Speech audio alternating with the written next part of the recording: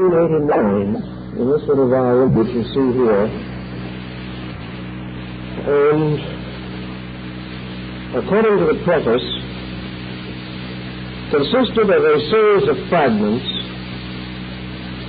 which H.P. Blavatsky had memorized from a much larger collection of esoteric tracts and precepts, which he refers to as the Book of the Golden Precepts. This particular copy, by the way, is inscribed to Miss Anna Ballard, to help her to become a yogini, from her affectionately H.P. Blavatsky, London, 1889. Therefore, this is as authentic an edition of the book as we can really expect to find. And it contains not only the three sections relating to the journey toward enlightenment, but the commentaries and glossaries at the back describing the use of Oriental terms. I think the first point that comes to our thoughtfulness in connection with this book is that it is by far the most evidential in the matter of indicating H.P. Blavatsky's knowledge of Mahayana Buddhism. In this particular little volume, she clearly indicates not only her familiarity with this particular school of Buddhist thought, but her strong addiction to the thinking of the Northern school. In other words, the entire study as contained in this little treatise has to do with the Bodhisattva concept, which we have discussed here on other occasions, but which perhaps it would be advantageous to summarize once more. Buddhism divides into two basic schools: the southern, or the school of the elders, called the Hinayana, and the northern, or the Mahayana, the great vehicle. There was originally a middle vehicle between these two, but it did not gain any lasting prominence in Asiatic religious thinking. The Southern school has as its basic project, or its great goal, the creation of the Arhat, the creation of the unworldly person who has renounced all of the material associations of life, who has rejected involvement in the mystery of existence, and has determined to attain by will and yoga the emancipation which is covered by the concept of the entry into nirvana. In other words, the Southern school seeks to end all suffering by extinguishing the individual himself. But it is conceivably possible for man to kill out within himself, degree by degree, the essence of his own individuality. That in so doing, he has discovered the only escape from illusion, inasmuch as he is bound to illusion by every concrete faculty of his own mind and every emotion of his own heart. Thus, in the Southern school, theoretically at least, we have this complete renunciation of all attachment, the resolution to attain the solitary path of liberation, to become not only the truth seeker, but the truth finder, not through the common experiences of life, but by the rejection of life. This does not mean that the Arhat is to become a destructive person. He is not one who is rejecting society in an anarchistic way. He is not trying to ruggedly create a new kind of society. He is simply rejecting all worldliness, and is not attempting to put in the place of illusion any tangible, physical, material, objective reality which he may experience or discover. This particular point of view, of course, was what we might term archaic. It is assumed to represent very completely the teachings of the oldest sacred writings of Buddhism. Yet, as we mentioned on another evening, the concept, though upheld by the Scripture, is not upheld by the example of Gautama Buddha himself. Far from renouncing all association with humanity, he devoted the greater part of his life to the continuous service of his fellow men. Certainly there is no evidence that he withheld from those around him any knowledge, consolation, insight, or understanding which could contribute to their enlightenment. Therefore, the life of the Buddha cannot be regarded as an example of the dicta of the Southern School. In the particular book we are working with, The Voice of the Silence, H.P. Blavatsky criticizes through the translation of old fragments of the Northern system this attitude of complete rejection of life. She is not in favor, obviously, of the solitary journey toward reality.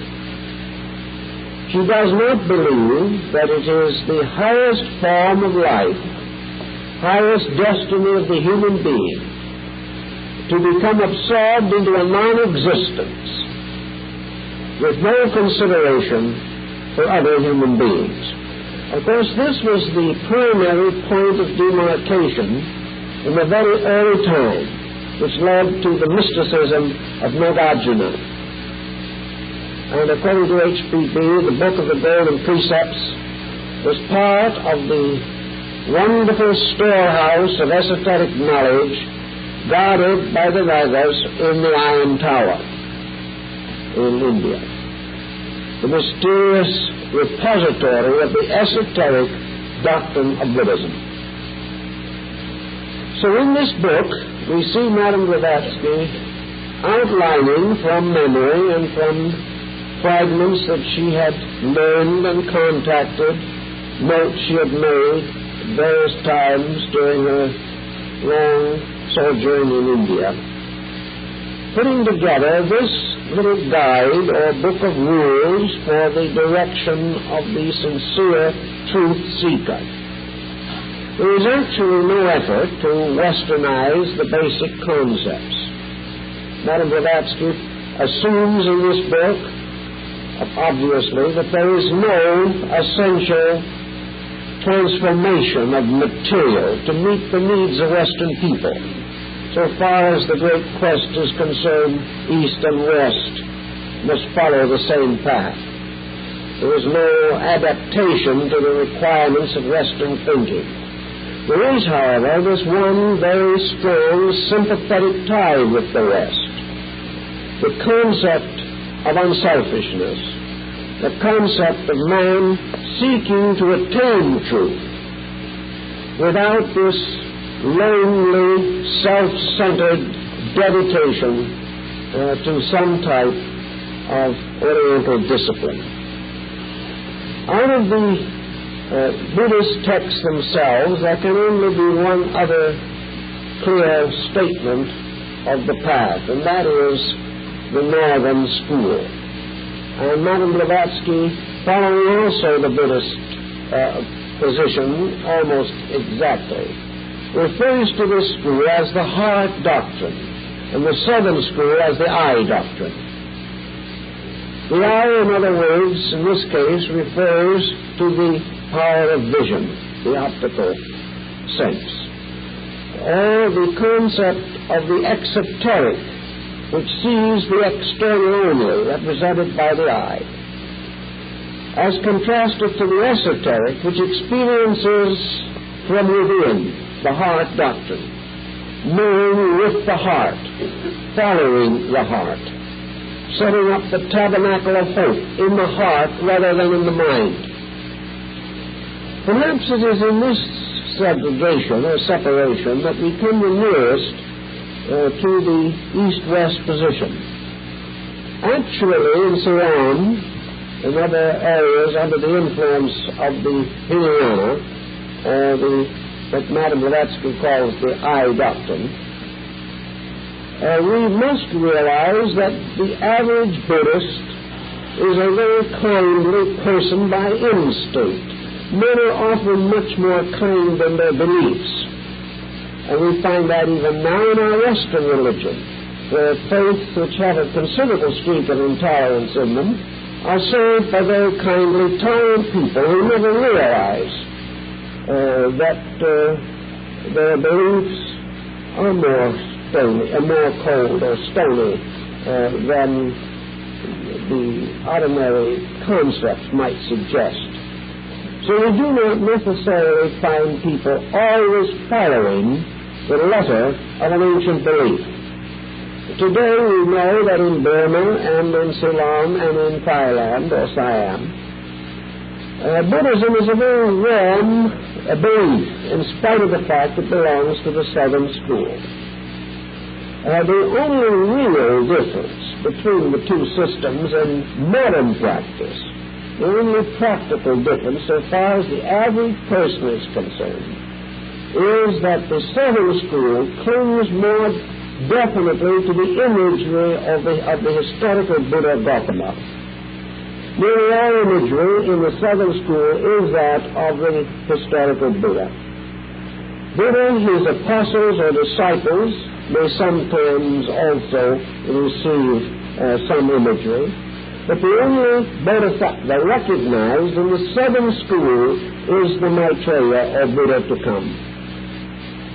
The other vast order of metaphysical beings find no place in the Southern system. Well, outside of this, we find the same general happiness of people. We do not find that this lonely road to extinction has led, for the most part, to lonely living in this world. The family life in these Buddhist countries is strong. The friendliness and relationships are gentle and, for the most part, kindly. So even in Southern Buddhism, while the creed remains very severe in its principles, it is served by people who are not especially severe in their own conduct. The great stronghold of Southern Buddhism today is not in Ceylon, Burma, or Siam. It is in Germany and England. But while, of course, the following is small in Europe, the modern European intellectual rather favors the intense detachment, the freedom from all theological involvements which have distinguished the Southern School of thought. It seems more rational in the sense of science. Science believes that when we are dead forever. And Southern Buddhism changes this into a final extinction as a result of outgrowing worldliness. But science and Southern Buddhism both seem to end in some kind of an extinction. Therefore, they more or less favor each other's points of view. The Northern system, however, is more completely idealistic and more theological. Therefore, is not as popular with the German intellectuals. It is to them, again, a compromise with the old superstitions which they feel they have outgrown. Madame Blavatsky very firmly takes the ground that the Northern system represents the true custodian of the esoteric doctrine, that it is not merely a matter of the system that you use, It's possible that both the southern and the northern systems of Buddhism have both derived much of their esoteric discipline from yoga and Vedanta, and from the early religions of India. Many of the quotations used by HPV in The Voice of the Silence are pre-Buddhistic, that have become involved in and become part of Buddhist thinking. Actually, however, as she points out, it is not just simply this orthodoxy, this dedication to development, to growth, to the inner ways of things, this renunciation of that which is illusional, mundane, or to the more mystical inclined, worldly. This is not the entire problem. The great problem lies in the warmth element, that the individual's motives have a tremendous part to play in his spiritual attainment. And to Madame Blavatsky, the motive of the individual searching for salvation for his own sake is not the highest motive. This, of course, leads to some controversy between the different systems.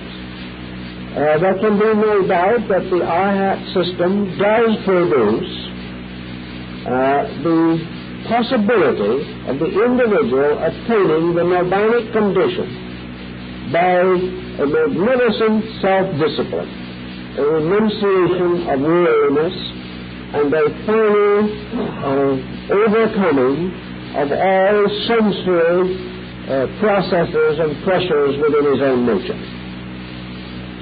However, this must indicate in some way that there is more than one kind of nirvana. There has to be more than one kind of end, because there are certainly several means by which this end can be attained.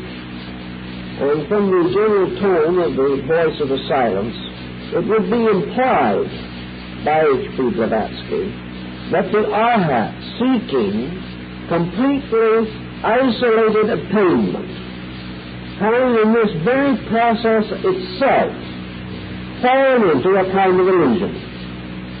That in so doing, he is going to attain the end which he believes. If he believes that he will enter nirvana and cease to exist, he will carry this belief, but it will be an attitude rather than a fact. And when he attains this nirvana, which he believes, he will attain an internal state of his own existence, which, however, may not prove to be ultimate, may not attain the final consummation which he desires. It is quite possible that the individual who believes that after he leaves this life, he will go to a summer land with palaces and white-robed figures, may be able to evoke this picture within his own consciousness and actually believe that he attains it. If, on the other hand, he believes that this summer land is an illusion, and that the only true end is a complete suspension of existence in a colorless, soundless, dimensionless sphere, he may, after death, find himself in such a region. But whether the region is any more real than the summer land of the spiritualist is another problem. And H.P. Blavatsky seems to imply that there is grave danger that this isolated truth seeker is going to end in a universe which he has created himself, rather than in the infinite which he has expected to attain. In any event, she leaves a strong sense that there is something wrong with this tremendous search for liberation. It is quite possible that the being may attain that condition of the taking upon itself of the Dhammakaya, or the body of infinites, so that this being, this Arhat being, who has renounced all existence, may so sever all connections with material existence that it cannot return. when it cannot take on again any of the conditions of existence. But then comes the question, under these circumstances, will this being find peace or loneliness? Will it really have outgrown the world in the purest sense, or will it merely have separated itself from the world, perhaps to wistfully look back sometime upon a condition which is no longer changeable by any action of its own? But in any event, Blavatsky certainly favors and gives greater consideration to the concept of the Bodhisattva attainment. I think that one point that we also have to bear in mind, however, is that she differs from the Northern school also in one particular. The Orthodox Mahayanist regards the Bodhisattvas as essentially symbolic extensions of the powers of the historical Buddha. In other words, all the metaphysical Buddhas and Bodhisattvas are personifications of principles. They are not regarded as beings. They are not held to be true persons. Rather, they are ideal types. And in this, the Northern school has a tendency to create a curious kind of theology without gods. A theology which Dr. Anasaki calls a cosmotheism, a system in which embodied principles take the place of personalities. Madame Blavatsky, on the other hand, thinks much more literally in terms of the Bodhisattva concept. She takes the lotus of the good law, the great Lotus Sutra of Northern Buddhism, and in the stories of the attainments of the Bodhisattvas, she takes it much more for granted that the average truth seeker is ultimately going to attain the Bodhisattva condition, and therefore that the Bodhisattvas are true beings, representing a degree of evolvement from mankind itself. That they are therefore not merely personifications of principles. They are dedicated, illumined persons who have attained to a stupendous degree of internal insight. They are demigods or superhuman beings, but they are beings as such. They are not merely personifications of principles. Now, I think in this particular point, we probably will have to make a division between these embodied principles and the possible involvement of human beings to the Bodhisattva state. This has been suggested in dividing the letters to allow for two kinds of Bodhisattvas. One kind being eternal, being truly the embodiments of the various cosmic energies arising from the great source of all energy, the eternal, luminous, unconditioned, unchanging Virakana Buddha. From this vast cosmic being flow forth the attributes and conditions, as in the case of light coming from the sun. The light itself breaks into colors like a spectrum, and to each of the colors of this light a name is given.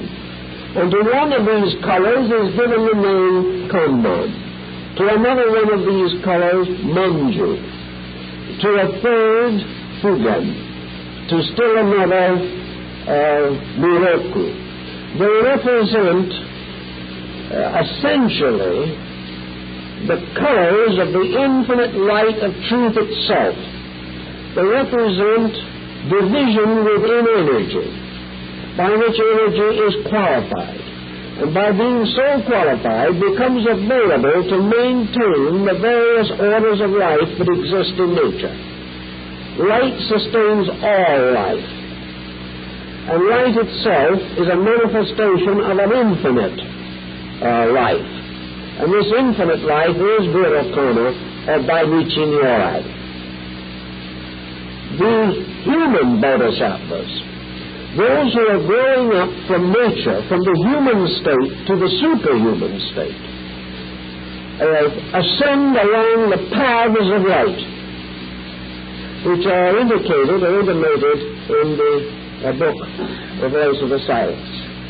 Each of these ascending beings, human beings at one time, less than human at another, more than human at still another, these belong to rays. They belong to, in some mysterious way, to orders of life. From light they have their origin. But we have all originated from some color of the light. Therefore, our own psychic integration belongs to one of these rays. And we gradually attain our enlightenment by ascending to truth along the paths of light which are peculiar to ourselves. Therefore, we can use an example which perhaps will indicate the general thinking. The Bodhisattva Kanman, representing the eternal, luminous principle of compassion. HPB points out clearly that in her thinking, Avalokita, or Kanman, is not an attribute, but an eternal principle in itself. Compassion is not simply a quality of mercy that is not strained. Compassion is a color of the eternal light of space itself. These wonderful virtues, therefore, have a free existence as light, as energy, as substance. Therefore, perhaps they correspond at least partly to the Greek idea of the eternal gods. But they are actually the eternal colors in the white light. They are the mysterious spectrum of eternal energies. Therefore, the principle of compassion is of itself a living thing, an attribute of existence. And there are those who, in truth-seeking, are inevitably drawn to this particular light color. Just as some will say, I prefer blue to green, and another will say, I prefer brown to orange, so we can say in ourselves that we have certain spiritual preferences. These preferences are not at the exclusion of other virtues or other values, but they are by nature instincts of our own. Just as some may be more instinctively drawn to music, and others perhaps to painting.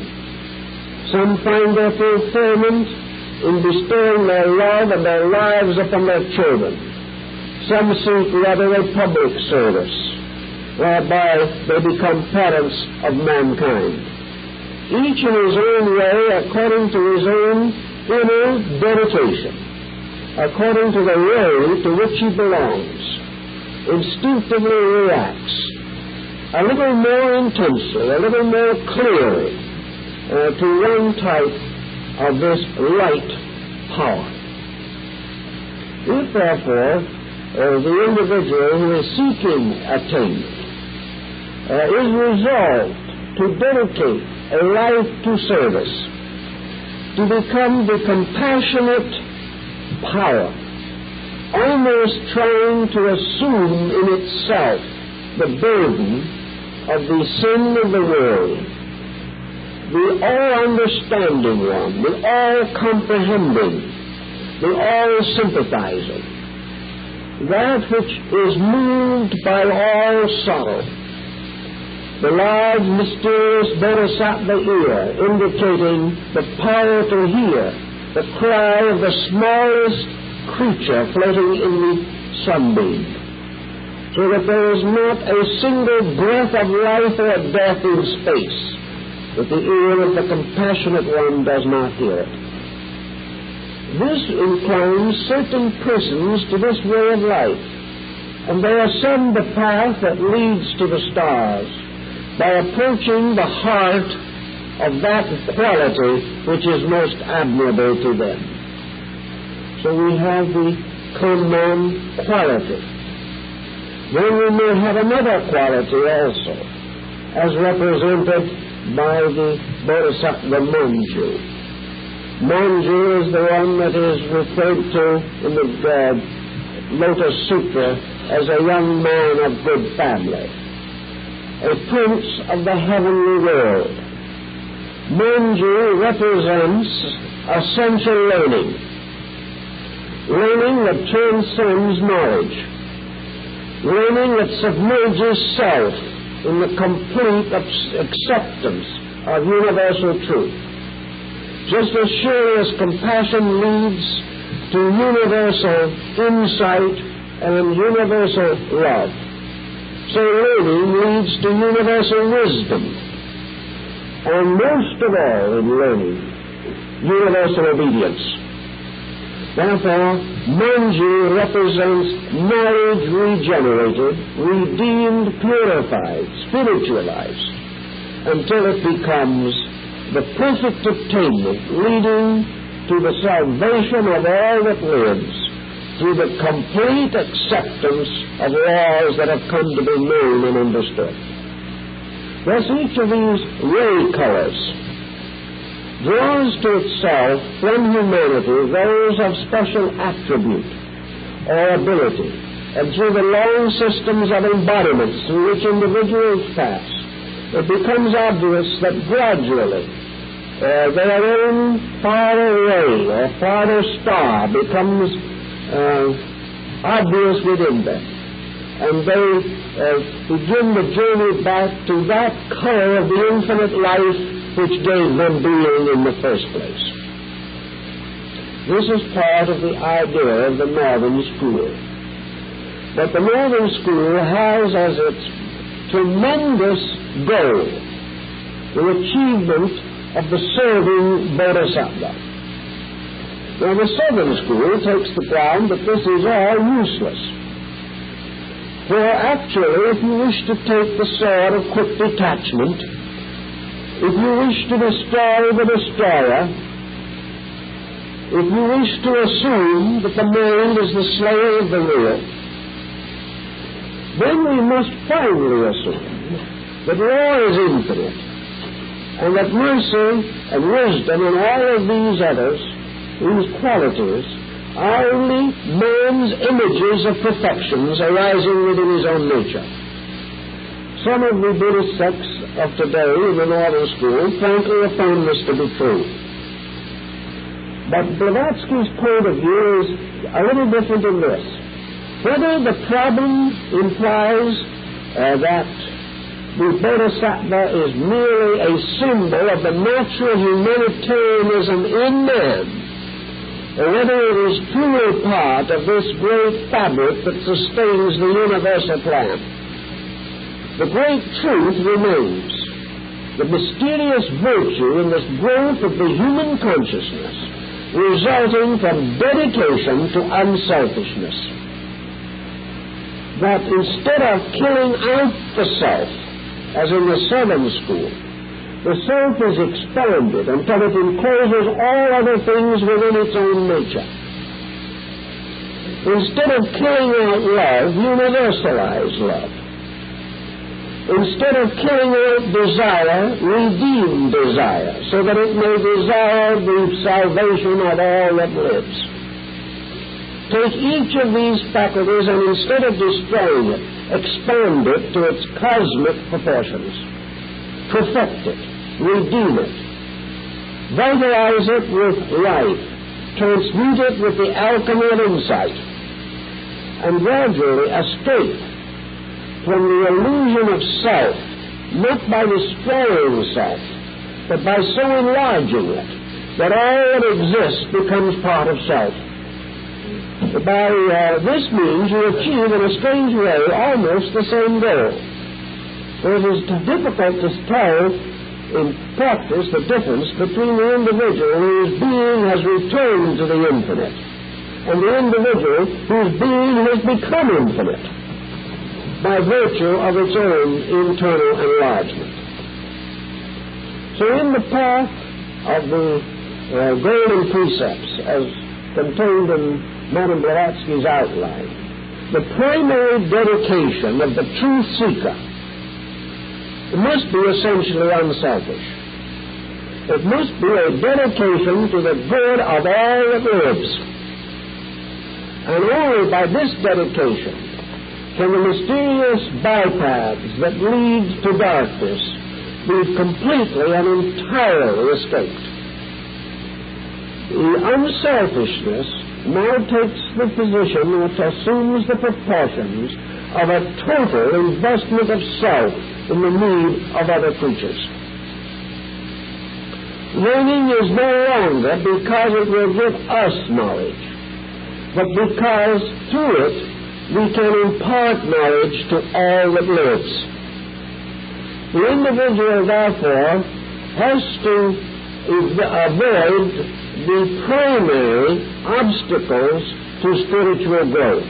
And here, I think, Madame Blavatsky was speaking to the members of the ES section and was also trying to bring home to Western scholars and Western students something of the moral value of decision in terms of truth-seeking. It is not enough for an individual to take an obligation that he is going to search for truth. Nor is it enough for him to train his mind, integrate his faculties, and resolve to continue his search until truth rewards him. The only important consideration from the beginning is motive. Why does the individual wish to attain the truth? If he says he wishes to obtain it because it will deliver him from evil, the motive is good but not the best. If he says that he wishes to obtain it in order to escape from the suffering of the world, this motive is not as good as the previous one. The individual who wishes to attain wisdom in order that he may gain some advantage over an ignorant world has the lowest motive there is. And because of the lowness of the motive, the end can never be high. Built into the pattern, the plan, the search we are making, is the outcome of it karmically in the terms of the motive that impelled it. Man can never attain more than the level of principle upon which he began the search. Of course, it is conceivable that he may gradually change his attitude and move from selfishness to a more unselfish position. But Madame Blavatsky would imply that this is not a desirable state of affairs, because the final motive must ultimately reassert itself. And if we began in selfishness, we still have built bad karma, which we must sometime expiate, and which will sometime confront us with the inevitable consequence of karma. All karma leads the individual to mistake a wrong for a right. All karma leads in some way to the acceptance of the reality of the unreal. This is illusion, and real motive must always lead to some kind of illusion, because it cannot lead to truth. Now, some will hold that it makes no difference what motive you have, and you are climbing a mountain. If you reach the top, you have attained the end. But in the mountains of the Himalaya, this is not true from the standpoint of the Mahayana school. Everything is motive. Everything is the basic determination which impels the action. So for the benefit of our Western chairs, H.P.B. points out the tremendously important problem of right perspective at the very beginning of the search. Three things are necessary. right perspective, right resolution, and continuity or continuance of effort. Right perspective means that the individual has the true goal in sight, and that the end he is seeking is truth, not merely some consolation for himself in a selfish, self-centered emergency. Therefore, it is impossible for the individual to achieve the greater end by lesser dedication. Also, we realize that there can be no growth unless the individual who is attempting to grow practices the principles which are given to him by the Guru. To simplify this thinking, the Guru, in this case the Buddha, gave his disciples the simple laws. Refrain from all evil, practice the good, purify the mind. These were the rules, the basic rules. Any effort to grow by compromising these rules or without enforcing them must ultimately lead to illusion, no matter how sincere the person is, unless he does purify the mind, unless he does refrain from evil, and unless he does practice the good. We cannot attain the karmic consequences of the keeping of the mystery of the three jewels, or the Triratna. So Buddhism says that any attempt to grow without keeping the law must ultimately lead to some kind of a strange paroxysm within the self, an infinite confusion, a strange fatalistic sickness, because we are torn apart by our own inconsistency. If we use disciplines and definite exercises to advance or to unfold the sensitivity of the psychic organism, and at the same time do not provide it with an enlightened mind, a purified emotional life, and a redeemed body, then the efforts to unfold the spiritual powers within the individual will destroy the economy of the mental, emotional, and physical personality. There cannot be this conflict without ultimate loss, a terrible loss to all concerned.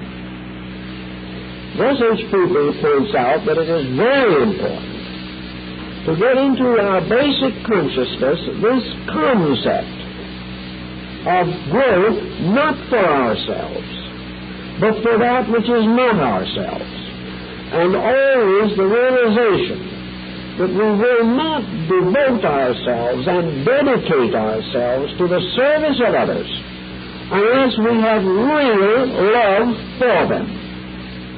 And if we do not have real love for all that lives, it is better to turn from the gate and wait, because otherwise we're going to be in trouble.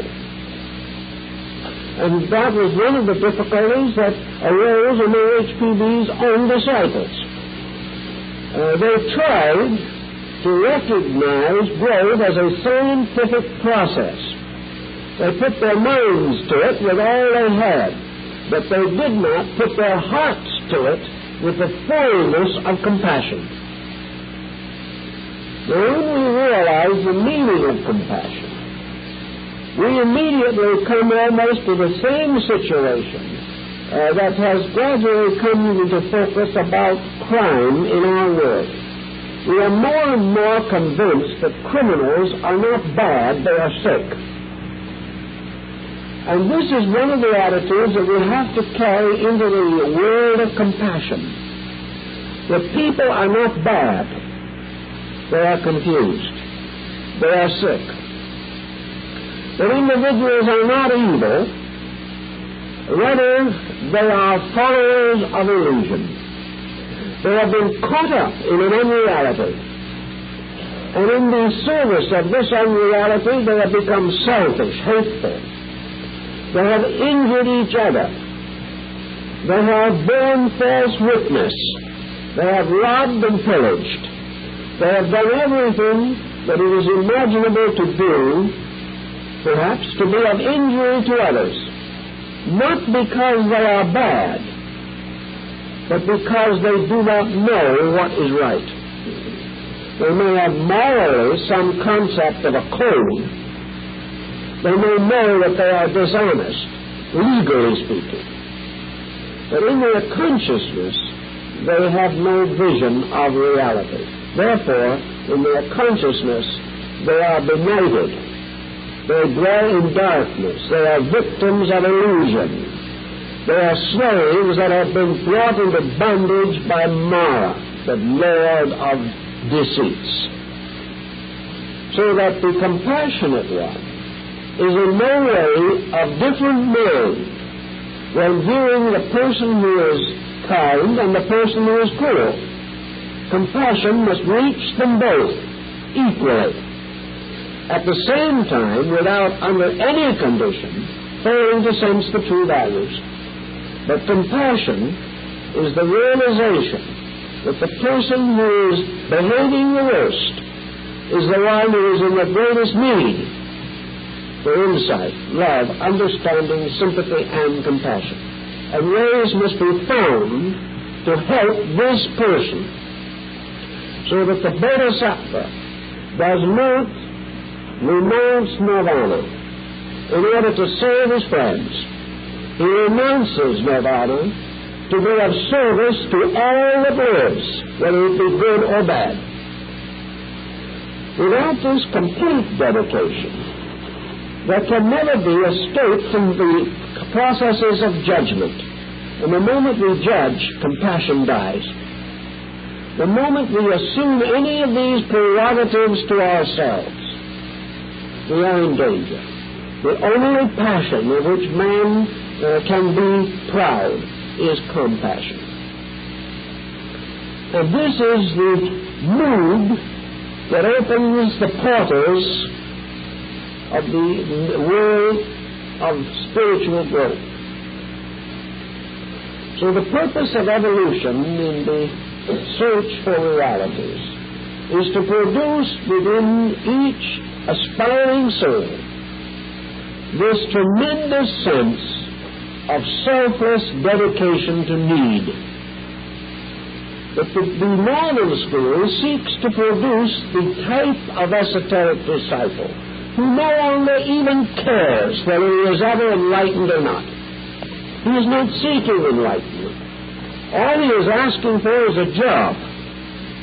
He is asking for the privilege of giving everything that he has, everything that he is, to those in need, without the slightest hope of appreciation, expectancy of appreciation, or even desire for reward. It is the total giving. And it is the individual who makes this total giving that is also implied in the Christian mystery, where Jesus says very frankly that those who lose their lives for his sake will find eternal life.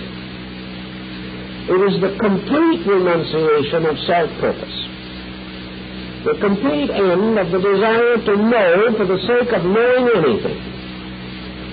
The individual doesn't want to know so that he can face life better or death better. He wants to know in order that in complete forgetfulness of himself, he can help others to face life better and to face death better. His own fate is unimportant to him. And because in this way he loses his life by giving it up, so he shall find it again more abundantly. The motive is so essential in this that Madame Blavatsky makes a very clear point of it. That the motive is always the same. That the great path of enlightenment is the path of self-forgetfulness. The path of the complete power of the person to transcend the experience of being truly, greatly injured by anything. He is no longer concerned with how much he is injured. He is only mindful that under no condition, for any reason, must he ever injure anything. Now, this makes a rather complicated life in the Western world. And for most people, it seems utterly impossible. And the great teachers of the northern system, therefore, point out very clearly that the impossible is not expected. While we are not living in Tibet or Inner Mongolia, we must not forget that those countries have their problems just as we have. That it was never easy anywhere for the individual to live according to the very highest interpretation of the golden precepts. The individual had to live according to his insight. If he tried to live beyond and above his insight, he lost the support of his own nature. He might know within himself that he should do certain things. But if he is not able to do these things without too much strain, stress, and problem in his own life, he is then obviously not ready. When he is ready, he will find that the way will open, as the Red Sea opened for the Israelites. But when the time is right, when he becomes utterly harmless, nothing will harm him. And this was the secret of the old sages of the old Arhats of Buddhism, who wandered through jungles, and the animals guarded them. There are stories in the old books which are probably true, where the old sages were warned that there were dangerous animals in the neighborhood, like a ferocious tiger. So the old sage went out in the jungle, met the tiger, and they walked along side by side, and when the old sage went to sleep that night, the tiger gave his body for a pillow. There was no evil in the sage. There was in this enlightened being only love for all that lives. We know in the animal kingdom, and we know from working with people who have in turn become what they call animal people, those who are able to train and control animals, that there are psychic sympathies between men and animals, and that if the animal knows the human being is right, its attitude is usually not dangerous. And there are many cases where animals of the most ferocious nature have fled to men to escape other dangers, sensing within themselves that the human being is some way capable of protecting them. So in the idea of the golden precepts in northern Buddhism, emphasis is shifted, as will be found in nearly all of the ancient writings, from the concept of the nirvana as the ultimate to the establishment of a different concept of afterlife existence. The individual is still held by the bonds of rebirth and karma. He is still within a universe of absolute law. But as men in various professions can earn different wages, and each workman is worthy of his hire, so it is also that those workmen who are engaged in the building of the everlasting house receive their wages according to their merits, some receiving the wages of those who carry water, others receiving the wages of those who build, and still others those who oversee the builders. So it is in the great experiences of spiritual maturity. Individuals attaining varying degrees of true achievement bring upon themselves appropriate karmic reactions, Therefore, man may not only think of himself in his present state and in his ultimate state. He may think of himself in his transitional state, moving from his present degree of enlightenment to a greater and still greater degree.